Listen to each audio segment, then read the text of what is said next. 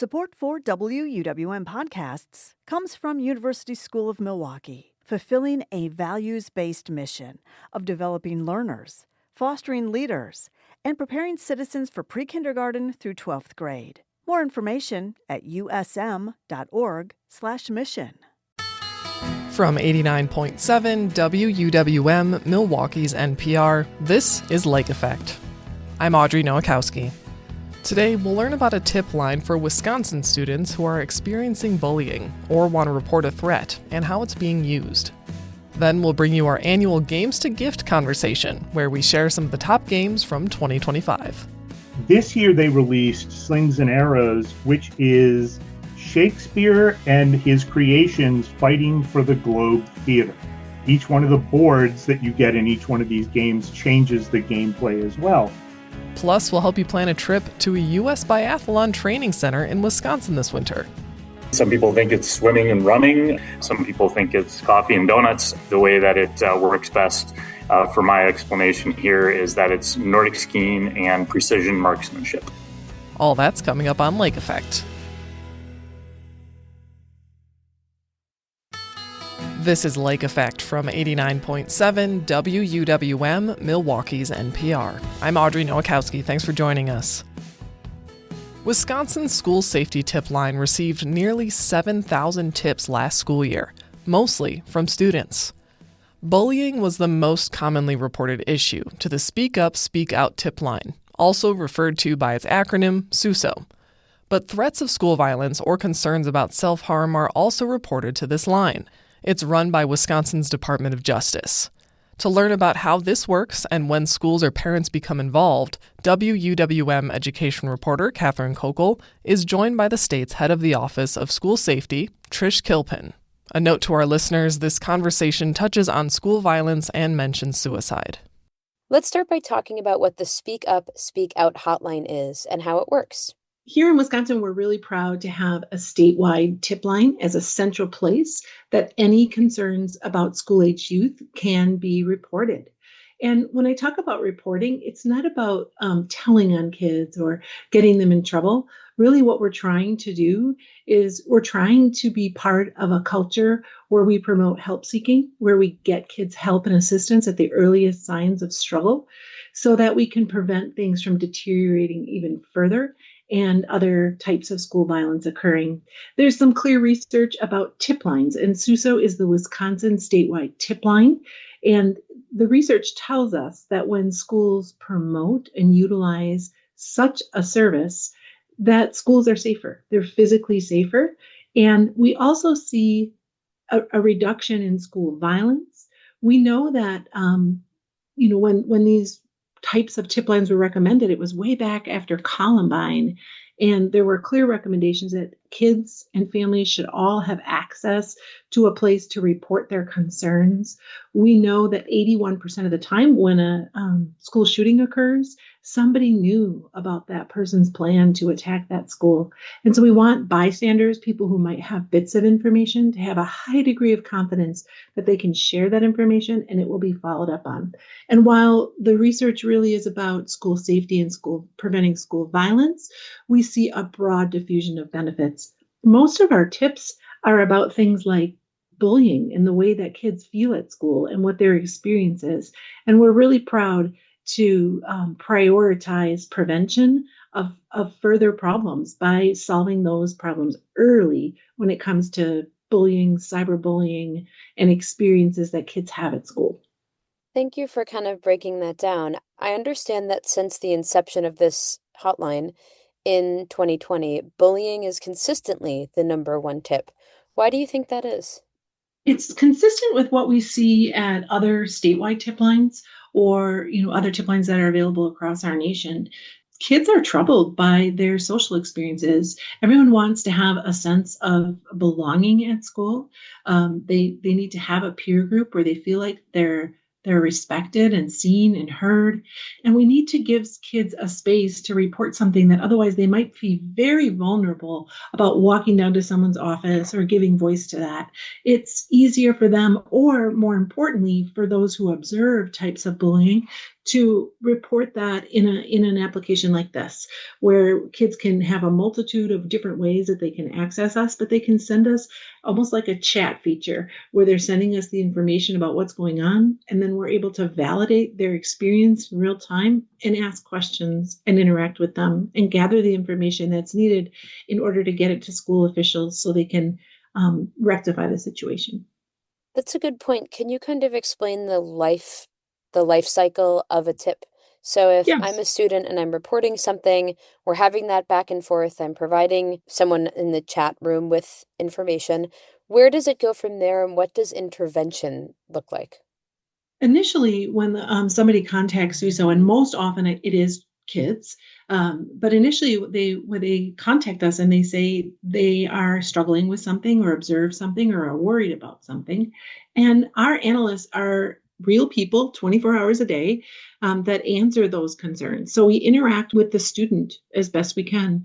We'll make sure to validate their experience, acknowledge that it's difficult for kids to talk about these things, and make sure that they know that we appreciate them coming forward to be able to share the information that they're sharing with us. Lots of times we go back and forth with the child and are able to draw out more information, problem solve about solutions in real time. Now, every tip that we received is delivered locally to the school it impacts. It's important for school administrators and school staff to have an accurate understanding of the experiences of youth in their school so that they can deliver a localized intervention to support that. There are times when the information shared with us is about a life safety matter, a matter of truly life and death, that somebody is threatening to harm someone or somebody is talking about self-harm or suicide. And those tips we make sure that we provide real-time response for. Sometimes those are delivered to law enforcement to make sure that no harm comes to anyone and a welfare check can be done.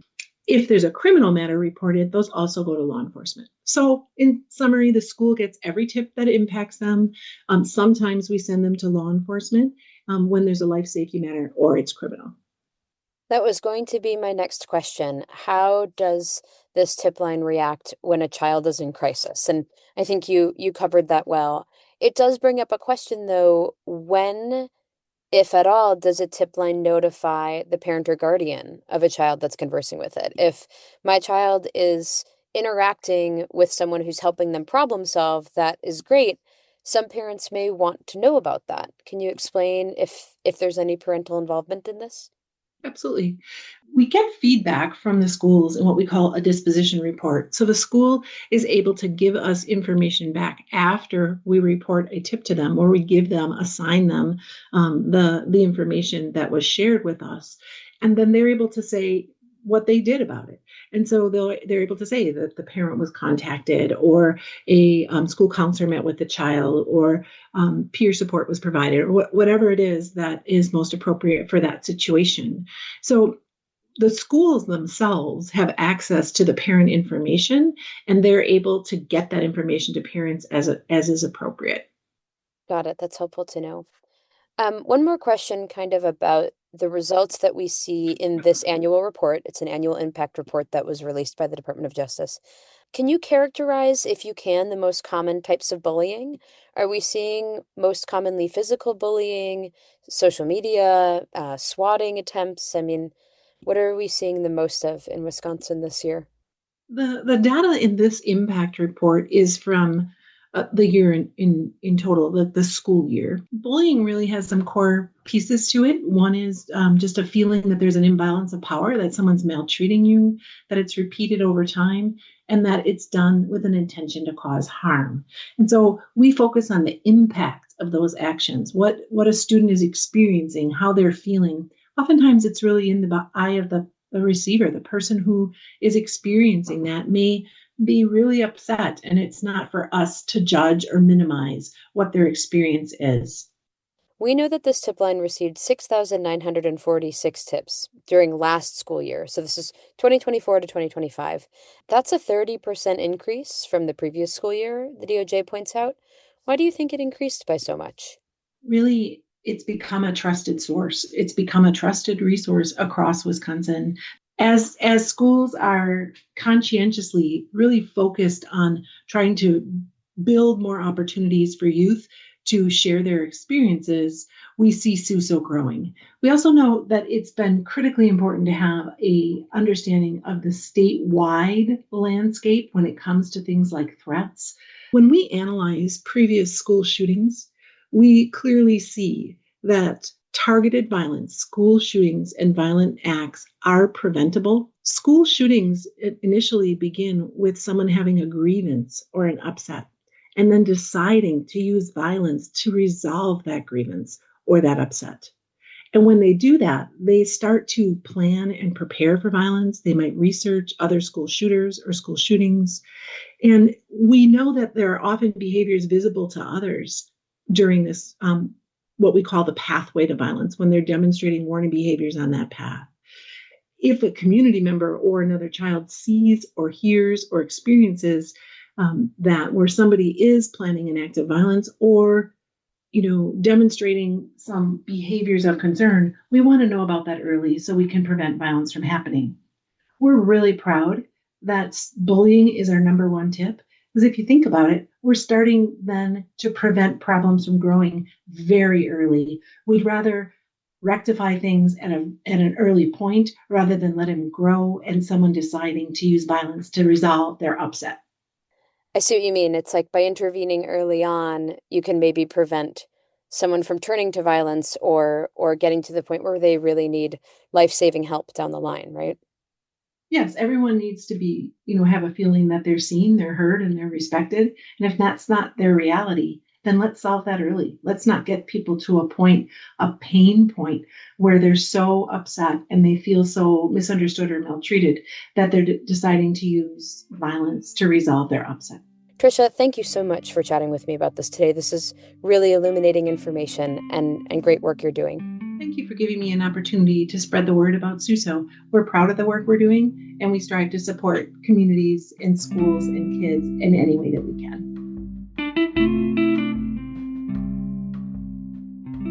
Trish Kilpin is the director of the Office of School Safety at the state's Department of Justice. She spoke with WUWM education reporter Catherine Kokel. If you or someone you know is experiencing suicidal thoughts, the National Suicide and Crisis Hotline is 988. You can also make a report to the SUSO hotline at speakup.wisdoj.gov. In about 20 minutes, we'll help you plan a winter outdoor recreation trip to the supper club capital of the Midwest. Brillion is in Calumet County, and they actually dub themselves as the supper club capital of the Midwest. So you are going to find some awesome supper clubs in the area. But first, we have our annual Games to Gift conversation, where we'll reveal what game is the top pick for the year. Roll for initiative to keep listening to Lake Effect on WUWM.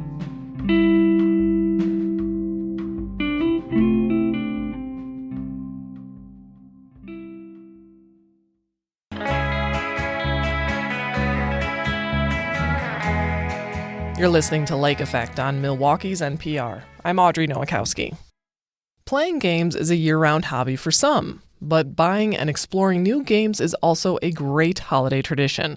And games are an everyday endeavor for freelance game designer and editor James Lauder. Every year he joins us to share his games to gift list, which includes everything from two-player games, RPGs, and tabletop games. So whether you're just curious about getting into gaming or looking for the gift for the serious gamer in your life, chances are Lauder has a suggestion for you. He joins me now to share more. Jim, welcome back to Lake Effect. Thank you for having me. So before we get into this year's game recommendations, I want to talk about some of the trends from this past year. And like many industries, small businesses and more, for games and game publishing, tariffs have had a big impact, right? They really have. It's a continuing concern. Most of the game publishers, especially the ones we talk about on the show, are small and mid-tier sized operations that don't have the resources of Hasbro or Mattel. And so any sudden changes in their budgets for how these products come together can have a devastating impact and can change whether or not a game actually happens. And there's been some examples where games were ready to be shipped, right? And they had to be abandoned. Yes, there were publishers, especially earlier in the year, when the tariffs hit for products that were just coming off the presses overseas, that they couldn't import them. Importing the products would have meant the company goes bankrupt because of the tariffs that are due. So they had to abandon them and lose all of the money that was associated with it. And even more importantly, lose all of the creative work that went into putting the games together. And it's an impact that's still happening currently, but in a little bit more positive news, there have been some organizations at work helping with education and advocacy work in this field, right? Right. And it's been a rough year, but the Game Manufacturers Association has really stepped up as a trade association, and it's been around for quite a while, but they actually sent a lobbying delegation to Washington to talk about the impact of the trades on these small businesses. They've been engaging with state legislatures about this. They've also been stepping up GAMA, as well as organizations like the Tabletop Game Designers Association and Unpub. Those are creator facing organizations, and they've been stepping up their game on providing education and really just solidarity for creators, teaching people about contracts, teaching people about how to survive in what is an increasingly difficult market. Yeah, despite the increasingly difficult market, we certainly have a great list of games to go through. And games can certainly be both fun and educational. We've, of course, covered quite a few that land in this category, like Watergate and Votes for Women. So when it comes to a game that is educational and there's typically a little more time, commitment, gameplay, a level of challenge involved. And our first hobby game we'll go over is called Chicago 68. Can you tell us a little more about it? That's published by the Dietz Foundation, and their overt mission as a game publisher is to provide educational content that's also brilliant game design. And Chicago 68 is a great example. It's an asymmetric war game where you are facing off as the establishment and the protesters at the 1968 Democratic National Convention. You are playing to impact the delegate votes and trying to impact the public opinion around the events. So if you're the establishment, you have to win both the delegate counts and win public opinion. If you are the protesters, you only have to win one. And it's partly area control and partly worker placement, but it's built around details about the actual historical events that are reflected in the cards and reflected on the Dietz Foundation website, where they give additional information about the historical events. So teachers can use this sort of creation in a classroom. And it plays in 90 to possibly 180 minutes, depending on the mode you're playing in. But it's designed to be an excellent introduction to the events. And for a couple of quick mentions, we have Endeavor Deep Sea. Yeah, Endeavor Deep Sea, and that's a good example of a game that is not maybe as overtly education focused as Chicago 68, but it's trying to teach people about taking care of the sea and creating sustainable ocean projects and exploring the ocean. It's a great tableau building game that plays in about 1 to 2 hours. And it's got lots of different paths to victory. So as a hobby game, it works because you don't have to play it the same way every time. That's always a plus.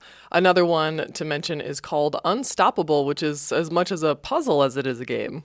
It is. It plays for 1 to 2 players. It's best as a solo game, but it's essentially what you think of more as a current board game that is inspired by video games. This is a boss fight where you are putting together your deck to be able to fight increasingly dangerous cosmic threats to your local planets.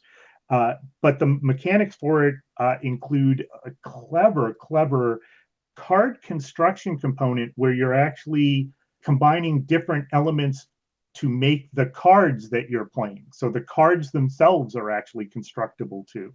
But it's a very difficult game, and you will lose again and again and again before you start figuring out unraveling that puzzle, on what you have to do, what resources you have to combine to defeat the bosses in this game. Next up, we're going to tackle some gateway games. So these are games that, in general, are a little more accessible, shorter playtime. So maybe you can convince your friend or family member who doesn't like board games to give one of these a try. We'll start with a game from a local publisher. In fact, it's called Fliptoons. And that's from Thunderworks. And yes, Wisconsin company, they do marvelous games. And gateway games like this tend to be accessible to ages 10 and up. Hobby games tend to be older for 14 and up. Fliptoons plays in 15 to 30 minutes. It's a quick deck building game where you are recruiting animated characters to audition and star in a new animated project that you are casting. You're a casting director for animated characters. Next up, we have a game called Unmatched Slings and Arrows. Yes, and this is really the cleverest game on the list, potentially, simply because when we talk about what makes a great game, matching the mechanisms to the theme is one of the high points, one of the things that you're seeking to do. And Unmatched is a series of combat games, and it's for ages 9 and up. So it's very accessible, but it's a deck-based combat game where you're fighting potentially Buffy the Vampire Slayer against Wolverine from the Marvel Universe. And they have a bunch of different sets. Some of them are Beowulf versus Little Red Riding Hood. And all of these are combinable. This year they released Slings and Arrows, which is Shakespeare and his creations fighting for the Globe Theater. Each one of the boards that you get in each one of these games changes the gameplay as well. And the thing that's marvelous about this is the way they built the theme up through the mechanisms. So Shakespeare, which you can be Shakespeare and fight the other characters or fight Beowulf. If you combine the games, one of the special powers for that character is built around iambic pentameter. The combat cards have numbers on them. And if you're Shakespeare and you play a sequence of cards that add up to 10, you've triggered your iambic pentameter bonus. So you get a bonus. The Hamlet character, Hamlet is another one of the characters you get to play. Each turn gets to decide to be or not to be. And if Hamlet decides to be, they get action bonuses, because to be means Hamlet is finally going to act, and Hamlet gets action bonuses. If it's not to be, then they do extra damage to the other characters they're fighting, but potentially including themselves, which again is in keeping with the Shakespeare material. Very, very innovative use of that kind of mechanic. I love that. Especially would be a good game for all the English teachers or old English lit enthusiasts in your life. Right. And as you noted, Unmatched, it's a 2 or 4 player game. So let's get into more of these. And I'm excited about this next one because it's Star Wars, and I love Star Wars. So there's a new game called Star Wars Battle of Hoth, especially relevant to winter in Wisconsin. Oh, it is. Right. Winter battles are exactly what we're all fighting right now. And this is a combat miniatures game built around the famous battle from Empire Strike Back, and it's Rebels versus Empire.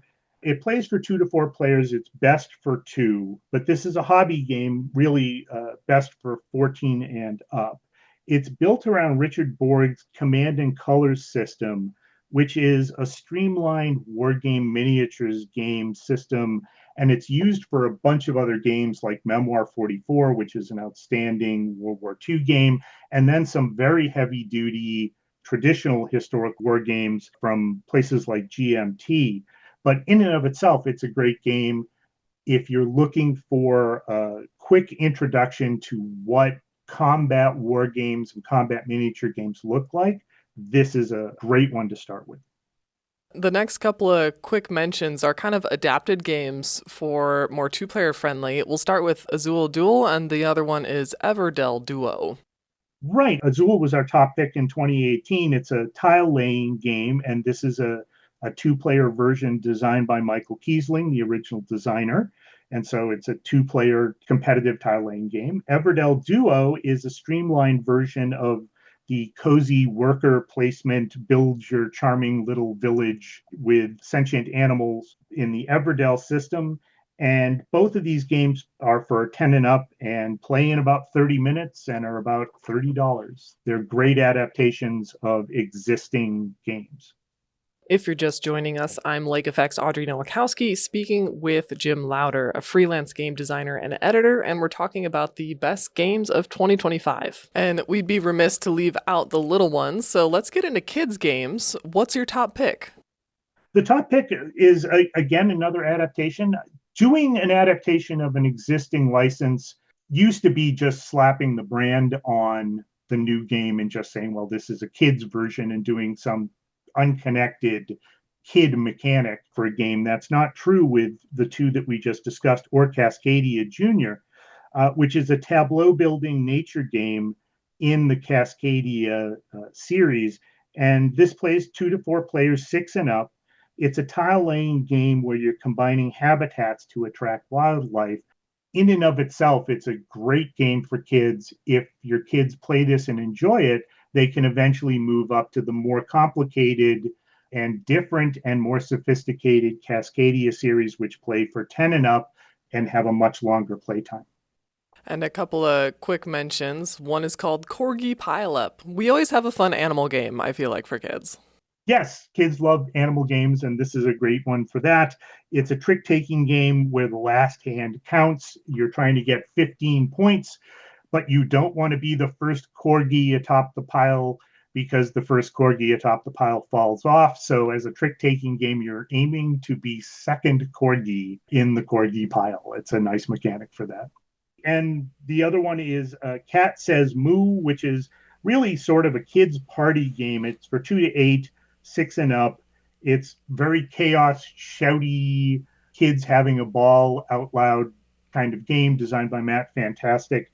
And it's a matching game of animals and sounds. So you flip cards that have animals on them. They have sounds underneath them. When you get sounds that match, you are supposed to yell the animal. When you have animals that match, you're supposed to yell the sounds they make. But the cards are designed with the art so that the animals look a little similar.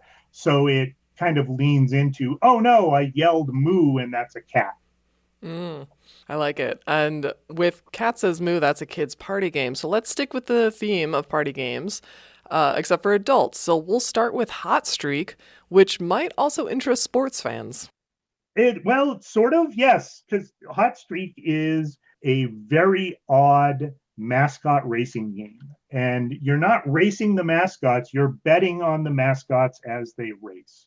So you lay your bets and you have side bets on what happens to the mascots as they race. Will one of them fall over? Will one of them veer off of the track? It's sort of the Twilight Zone version of the sausage race at Miller Park or American Family Park. Miller. Hey, Miller, I'm lucky I didn't say County Stadium. Right. Go back one more. and it's a really fun and different party game. The miniatures are terrific. And in addition to the game itself, the rule book has marvelous backstories for the mascots by writers Sophie Bromowitz, along with the fates of the players, depending on what you get for your total wins at the end of the game. You can look up, if you have $16 to your credit, you can then look up in the rule book and find out what strange thing happened to you, depending on the exact number of your winnings. Very original, too, of a concept. And Yes. Next up, we're going to have our kind of big category, RPGs or role-playing games. And these games involve players making characters to play in various adventures, and not all of them are D&D fantasy type, right? So I want to start with perhaps the best title to, at the very least, intrigue someone into playing, and it's called Weird Heroes of Public Access. Right, and this is where the mascot races in Hot Streak would take place. It's set in a strange 1980s, sort of alternate 1980s. The 80s were weird enough on their own. This kind of amps that up to 11. Fairhaven, where the players are hosts on public access television shows. They have soul-crushing day jobs, but at night they get to work on the public access television shows and also fight local cryptids and other strange things that are happening around Fairhaven. and they have powers that are related to the type of show they host. And they're not superpowers, they're just weird things that occasionally they can do. So if you work on a show on the public access channel where you edit things, you might be able to just edit something that happens in the game for one instance once per game. It leans heavily into the 80s zine structure and culture. The game itself is put together like a zine. It's got a lot of supporting zines. It's got a community built around it where lots of people are creating these sort of lo-fi supplements and additional material for it. So it brings all of that aesthetic together, that sort of SCTV meets weird Twin Peaks vibe.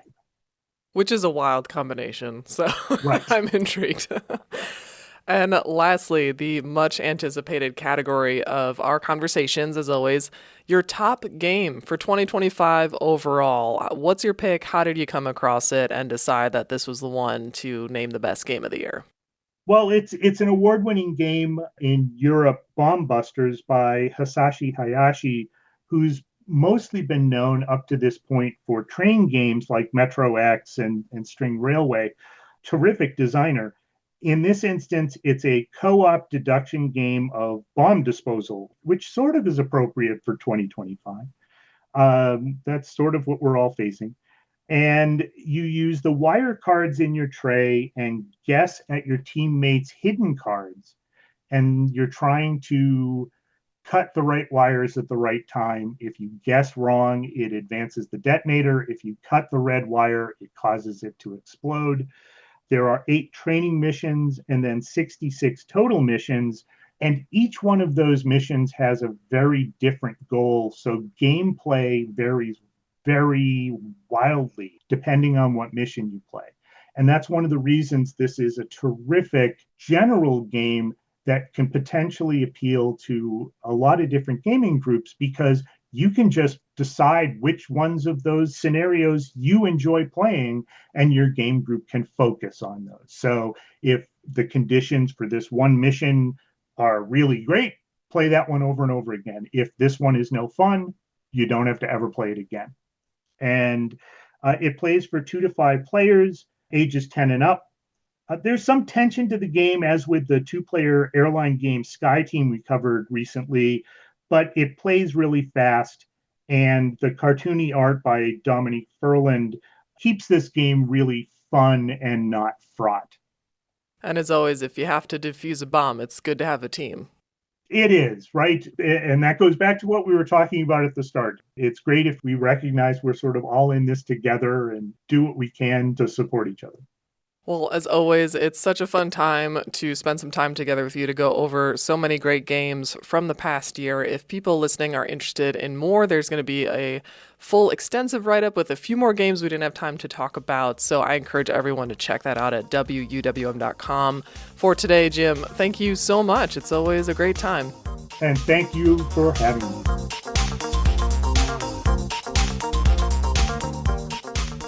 James Lowder has worked in fiction and hobby game publishing as an author, designer, and editor for more than 3 decades.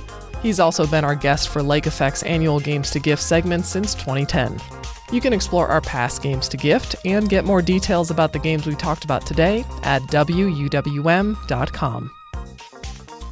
Did you know you can listen to Lake Effect as a podcast? Just search for Lake Effect wherever you listen to your podcast to download and listen on demand. The Wisconsin Old Fashioned isn't the only drink we're known for in the state. In about 15 minutes, we'll learn about Tom and Jerry's. But first, we'll help you plan an outdoor recreation trip in a new wandering Wisconsin. Keep listening to Lake Effect on WUWM.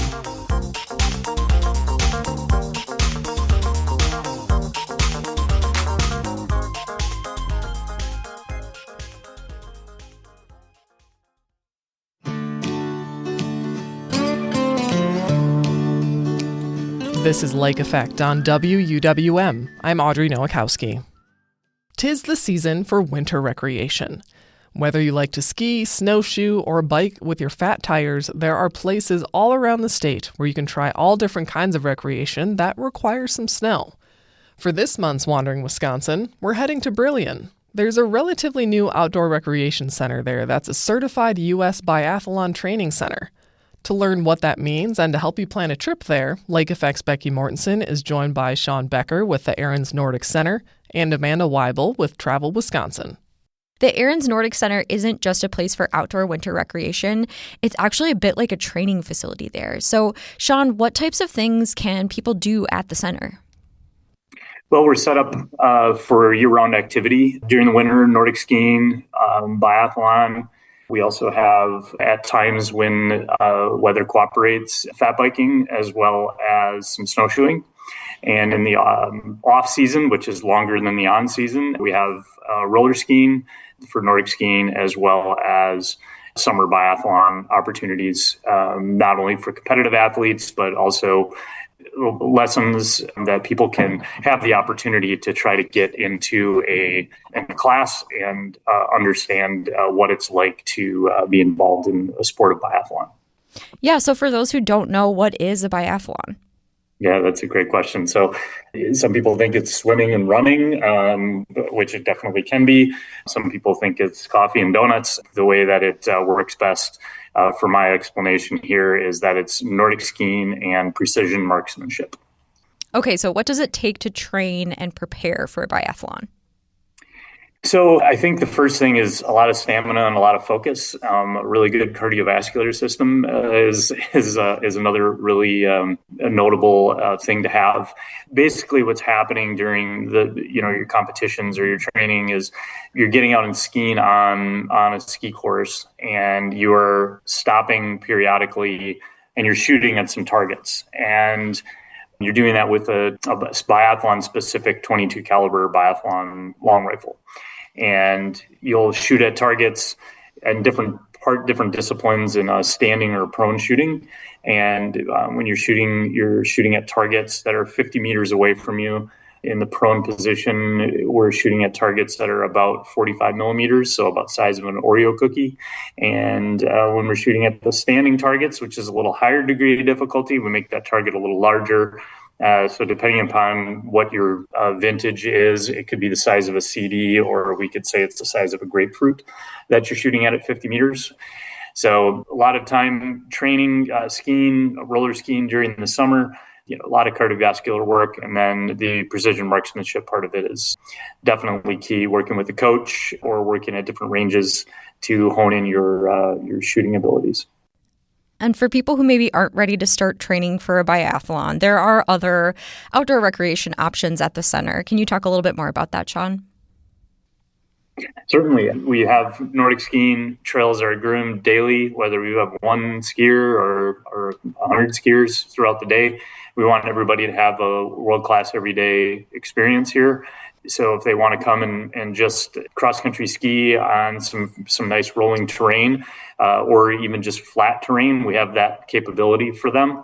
And even if they're deciding that they're wanting to expand and try to see if they're able to compete, we have pathways for them to be able to do all that as well. And the center will be hosting the World Snowshoe Championship this month. What can you tell me about that? Yeah, the World Snowshoe Championship, that's a little outside of our box that we play in here. The fact of the matter is that in years past, there's been low snow in the venues that they've had this. I believe last year, if I'm not mistaken, it was just turned into a trail run. So in order to guarantee that we'll be able to hold a race for snowshoeing, we're able to do that on our man-made snow loops that we have. So kind of fixing the problem of Mother Nature throwing us some curveballs the last few years. And we're able to put this race on right on our man-made snow. Everything kicks off on Thursday, and that is kind of an expo day that they have. Registration happens Friday. We start getting into racing. We move to Saturday for the World Championships, and then we have a Santa ski race on Sunday morning, and then we'll go into the Open Snowshoe Championships after that. So great opportunities for people that are in the sport of snowshoe, or I even know some people that have not ever snowshoe raced. They're just really good runners, and they've gone out and bought themselves some snowshoes, and they feel like they can hang with this field. So it'll be really interesting to see what shows up here in Brillion. And can spectators come to these races? Absolutely. We have really great opportunities for spectators. We've got a nice spectator area that gives you views of the start, finish, and also on the course, all from one location, which is really unique. It's kind of like set up like a European World Cup ski venue where we have underpass opportunity for people to be able to make it out into those areas to check out the course and the athletes without impacting the trail system at all. So, and then we'll have concessions available for them and plenty of beer, I'm sure, as long as other food options. So you did mention your ability to make snow there, and it maybe hasn't been as necessary this year, but can you share a bit about the snowmaking operation that you have there at the center? Certainly, it's a rather robust snowmaking system. We have about 10 million gallon pond for water that we use for putting our snow down. We also have 17 snow guns that are really advanced technology that we're able to use. So in years past, when Mother Nature hasn't been really kind to us and we've had to make our own snow, we've been able to do that successfully and weather through many of the warm-ups and the rainy days that we end up having. Even though we've had some natural snow this year, we still make sure that we make it so that we don't end up burning out or melting out, as we have races every single weekend throughout the course of the season. And the main reason why those are coming here is not only that the terrain in the venue is fantastic, but also that we're able to guarantee snow for them. So we really bolster the trail system, and then we get out and groom those up to make sure that it's the best quality experience for athletes, when they come out here to race. Okay, so on to the real snow. Amanda, how can people track the skiing and snowshoeing conditions as they plan their travel this winter? Absolutely. So the Wisconsin Snow Report is the perfect tool to help you discover the magic of winter if you are looking to get active outside this year. It is one of Travel Wisconsin's most popular resources every year, and it's an interactive map that tracks the snow conditions for a variety of winter sports, like downhill skiing and snowboarding, snowmobiling, as well as cross-country skiing. And when you're in the cross-country section, you can also find locations for snowshoeing, ski joring, and fat tire biking. So you can look at this map and quickly find locations that are open and ready for that winter activity you're looking for, like Aaron's Nordic Center. And you can also sort by different amenities that are offered at different places, like who offers ski lessons, where can you do equipment rental, or where can you find night skiing. And it really is a great one-stop shop for planning, because you can also click on the map to get recommendations for nearby dining or lodging or other activities to help round out a really fun trip. And you can check it out at travelwisconsin.com/snow report. And where are a few places people could stay in the Brillion area if they want to spend a few days at the Aaron's Nordic Center? You're going to find a couple of great trip-worthy boutique hotels within about a half an hour either west or east of Brillion. If you want to make the short trip to Appleton, you're going to find a really comfortable stay at Copperleaf Hotel. And they offer suite-style guest rooms that really are perfect for winding down after an active day outdoors. There's a whirlpool in each guest bedroom, so that's going to be a great way to relax your muscles. And then you can also turn on your fireplace for that perfect winter ambiance. Another option that's east of Brillion is the community of Two Rivers. Violet Inn is a new adults-only boutique hotel that recently opened, and they draw inspiration from the Danish concept of hygge. That's this mix of coziness, well-being, and connection. They have 6 different guest rooms. They're all really stylishly decorated, and they have this large, airy common space for guests to meet and mingle. And after a long day of outdoor recreation, people might want to catch a hot meal. What are some places near Brillion you'd recommend, Amanda? Well, Brillion is in Calumet County, and they actually dub themselves as the supper club capital of the Midwest. So you are going to find some awesome supper clubs in the area. One great option is Schwartz Supper Club. This is a family-owned establishment that has been operating in the small town of St. Anna for over 65 years. And whether you are a regular or a first-timer, you are going to be welcomed like family when you step inside. Their menu is full of your favorites, supper club items like prime rib. You can get a rack of ribs, great seafood, and their famous jumbo onion rings.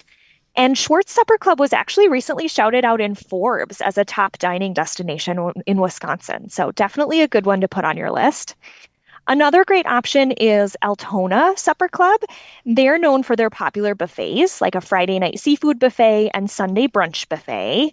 And if you want some German flavors, check out Repke's Village Inn. This supper club is famous, again, for their, those supper club staples, but also a great selection of old world German specialties. So, Sean, the center has only been open for a couple of years. What's something you'd like for people to know about visiting or doing some recreation at the center? It's a real low barrier to entry to come here and either Nordic ski or try biathlon out. You shouldn't have any reservations about coming and trying any of this, whatever their ability level is. We like to say that we meet them where they are and help them get where they want to be. Again, whether it be Nordic skiing or biathlon, even during the summer, we have opportunities for people to do that. So we'd welcome them here at the Nordic Center any time of year. Well, Sean and Amanda, thank you so much for joining me for another Wandering Wisconsin. Thanks so much. Thank you.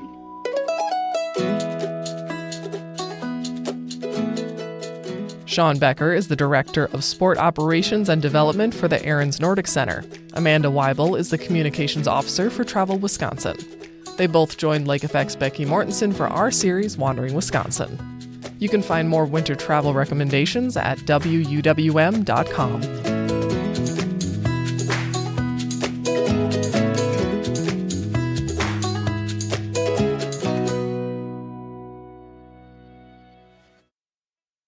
Wisconsinites will be enjoying classic drinks like the Tom and Jerry this holiday season.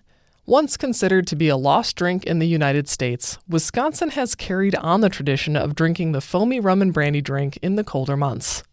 Before we wrap up today's show, we're going to get a brief explanation of the drink and its history from local writer and author Jeanette Hurt.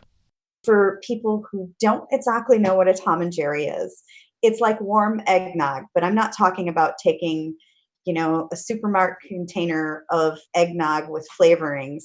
I'm talking about you make an actual batter of egg whites and egg yolks and, of course, spices. And different recipes call for nutmeg or cinnamon or cloves or vanilla or different combinations. And some of them include brandy in the batter or rum in the batter.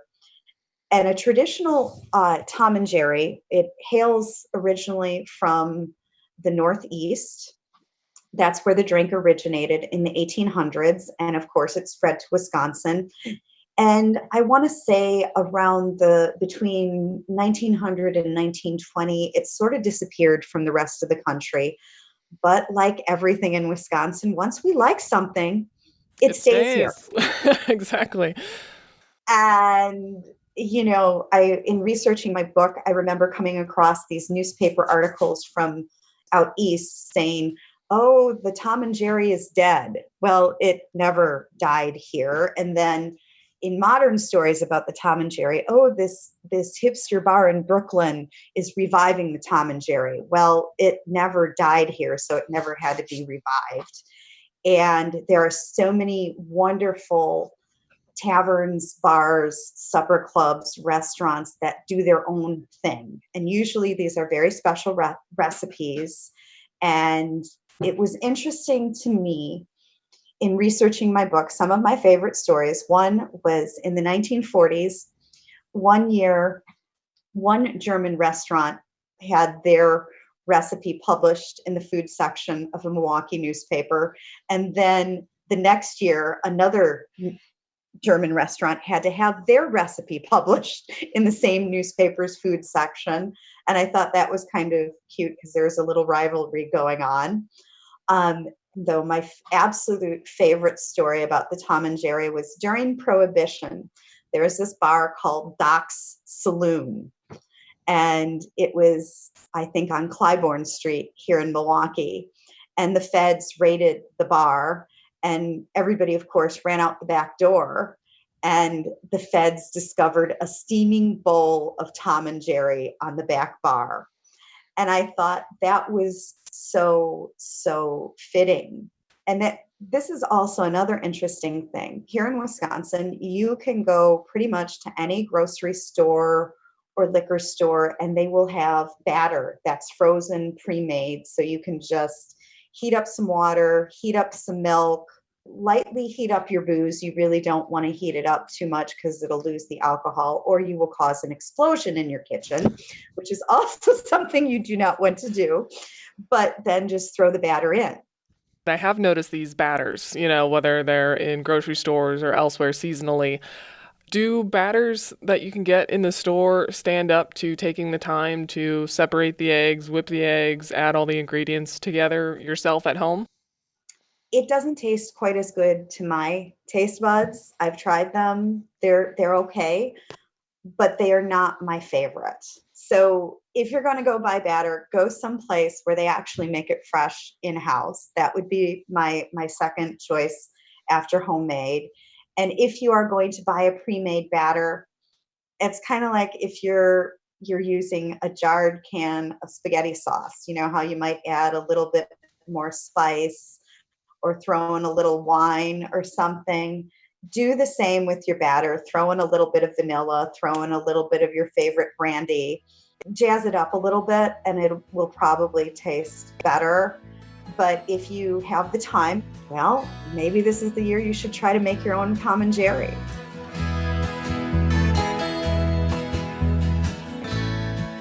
Jeanette Hurt is a freelance writer in Milwaukee and author of several books on cheese and drinks, including Wisconsin cocktails.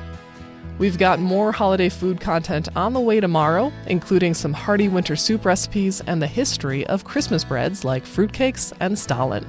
For today, thanks for joining us on Lake Effect. I'm Audrey Nowakowski. If you've missed any of the show this week, you can find all of our conversations at wuwm.com. If you'd like to take us on the go, download the Lake Effect podcast wherever you listen to your podcasts. Thank you so much for joining us today, right here on listener-supported 89.7 WUWM, Milwaukee's NPR.